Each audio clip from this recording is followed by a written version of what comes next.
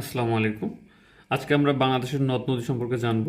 তো নদ নদী সম্পর্কে জানার জন্য আমরা প্রথমে একটি বাংলাদেশের ম্যাপ অঙ্কন করে নেব খুব দ্রুত। তো বাংলাদেশের ম্যাপ অঙ্কন যারা এখনও জানেন না তারা আমার অনেক ভিডিও রয়েছে বাংলাদেশ ম্যাপ আঁকা বিষয়ে, তো শিখে নিতে পারেন সেখান থেকে। তো এই নদী অঙ্কন করার জন্য আমরা একটা দ্রুত ম্যাপ এঁকে নেব। আমরা এখন জানবো বাংলাদেশের নদ নদীগুলোর উৎপত্তি স্থান, প্রবেশপথ, মিলনস্থল, উপনদী কাকে বলে, শাখা নদী কাকে বলে এবং মোহনা। আমরা একটা ম্যাপ এঁকে নিয়েছি, আপনারা দেখতে পাচ্ছেন। তো বাংলাদেশের প্রধান তিনটি নদী হচ্ছে পদ্মা, মেঘনা, যমুনা। তাছাড়া যে অন্যান্য নদী রয়েছে যেমন তিস্তা, সুরমা, কর্ণফুলী, এগুলো সম্পর্কে আমরা জানব। তো আমি প্রথমে তিস্তা নদী সম্পর্কে যদি বলি তাহলে আমরা এই উপরের থেকে আসবো। উপর থেকে তিস্তা নদীটা আমরা জানি যে লালমনিরহাট দিয়ে প্রবেশ করেছে কোথায়, সিকিমের পার্বত্য অঞ্চল থেকে উৎপত্তি হয়ে লালমনিরহাট দিয়ে প্রবেশ করেছে, বাংলাদেশের লালমনিরহাট দিয়ে প্রবেশ করেছে, লালমনিরহাট দিয়ে প্রবেশ করেছে। আর এই দিক থেকে কুড়িগ্রাম দিয়ে প্রবেশ করেছে ব্রহ্মপুত্র নদী। আমরা যেটা জানি যে হিমালয়ের কৈলাসশৃঙ্গের মানস সরোবর পর্বত থেকে উৎপত্তি হয়েছে। এখানে তিস্তা নদীটা চিলমারিতে কী হয়েছে, ব্রহ্মপুত্রের সাথে মিলে গেছে, এটা মিলনস্থল। তারপর আমরা আরেকটা জানি বিখ্যাত নদী, সেটা হচ্ছে কি পদ্মা। পদ্মা হচ্ছে হিমালয়ের গাঙ্গেত্রী হিমবাহ থেকে উৎপন্ন হয়ে বাংলাদেশের রাজশাহী বিভাগে উৎপত্তি হয়ে এদিক দিয়ে কুষ্টিয়ার রাজবাড়ির পাশ দিয়ে এদিক দিয়ে চলে এসেছে। তারপর এই ব্রহ্মপুত্রটি আবার নামকরণ হয়েছে পরবর্তীতে যমুনা। আমরা জানি যমুনা সেতু সম্পর্কে, যমুনা আসছে। এখানে আসার পর এই যমুনা এবং ব্রহ্মপুত্র মিলনস্থল হয়েছে রাজবাড়ির গোয়ালন্দ। এটা যখন প্রবাহিত হয়ে সাগরের দিকে প্রবাহিত হয়েছে তখন এর নাম হয়েছে কি পদ্মা। এই পদ্মা পূর্বেও পদ্মা ছিল। এই পদ্মা আবার হয়েছে এদিক দিয়ে যখন মেঘনা এসে প্রবেশ করেছে চাঁদপুরে, সেটা হয়েছে মিলনস্থল কোথায়, চাঁদপুরে এই মেঘনার সাথে মিলনস্থল হয়েছে। এবং এই দিক থেকে আমরা জানি পুরাতন ব্রহ্মপুত্র নদটা ছিল এদিক থেকে কালনী নদীর সাথে মিলিত হয়েছে ভৈরবে। আমরা জানি সিলেটে সুরমা নদী রয়েছে। এই মেঘনা পরবর্তীতে সাগরে প্রবাহিত হয়েছে।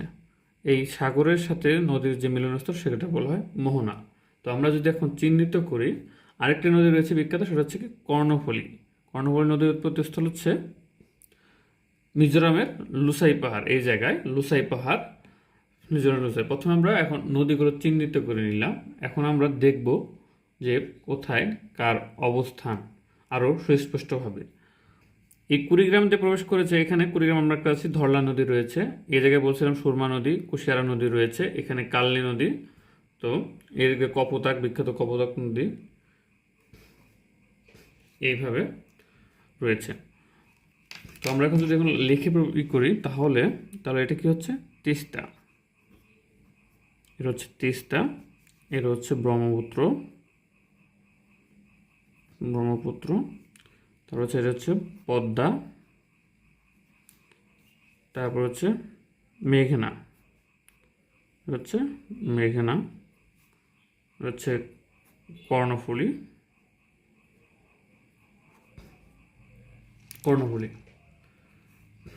এটা হচ্ছে বঙ্গোপসাগর।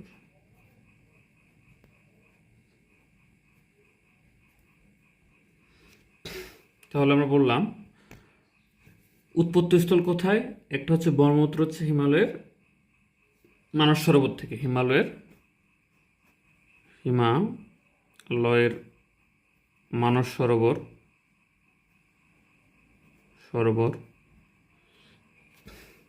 তারপর পদ্মা হচ্ছে হিমালয়ের গঙ্গোত্রী হিমবাহ থেকে, এটা ভারতে কি গঙ্গা নামে পরিচিত। হিমালয় যদি এই পাশে, কিন্তু এটা আমরা এখানে ভারতে প্রবেশ করছি, সেজন্য এখানে গঙ্গোত্রী হিমবাহ থেকে।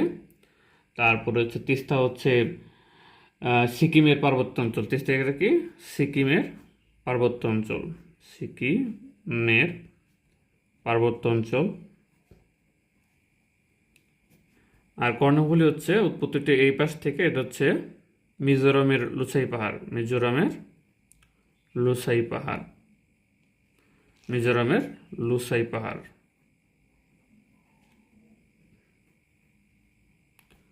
আর এই সুরমা নদীটা হচ্ছে আসামের লুসাই পাহাড়, আসামের লুসাই পাহাড়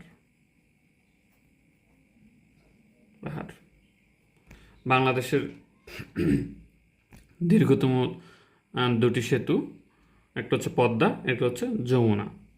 পদ্মাটি রয়েছে পদ্মা নদীতে এইখানে, আর যমুনা নদীটি রয়েছে এইখানে। যদি একটু এই পাশে হবে, হ্যাঁ, এই হচ্ছে বাংলাদেশের নদ নদী।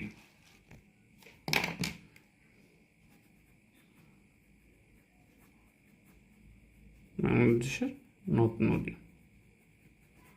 এভাবে আমরা অঙ্কন করে খুব সহজেই বাংলাদেশের নদ নদী সম্পর্কে জানতে পারবো। তো আমরা জানি যে আরও নদী রয়েছে, যেমন কপোতাক নদী রয়েছে এই পাশ দিয়ে, তারপর হয়েছে এই পাশে তেঁতুলিয়া নদী রয়েছে ভোলার পাশে।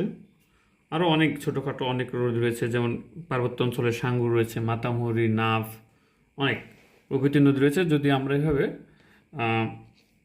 চিত্র অঙ্কন করে করে শিখি তাহলে আমাদের কিন্তু অনেক দিন মনে থাকবে। এটা কি বলছিলাম? ভৈরব। এটা হচ্ছে ভৈরব। ভৈরবে মিলিত হয়েছিল কানলি এবং পুরাতন ব্রহ্মপুত্র। তারপর বলেছিলাম পদ্মা এবং যমুনা মিলিত হয়েছে রাজবাড়ী গোয়ালন্দ। তারপর পদ্মা এবং মেঘনা মিলিত হয়েছে চাঁদপুরে। এটাকে চাঁদপুর, চাঁদপুরে মিলিত হয়েছে বঙ্গোপসাগর। এইভাবে আমরা খুব সহজেই বাংলাদেশের নদ নদী সম্পর্কে ধারণা নিতে পারি, তাহলে আর মুখস্থ করতে হবে না। ধন্যবাদ।